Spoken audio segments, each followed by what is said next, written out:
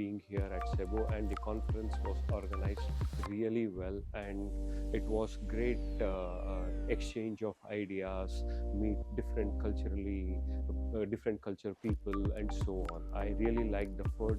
I really like the place. I hope to come back again to Cebu. Research information from professors and doctors where I can learn more about doing research better and doing publication in a proper way. Personally, with our experience, I would like to thank IFERP also, because they actually provide us platform where we meet people from different continents, different countries, and we exchange ideas.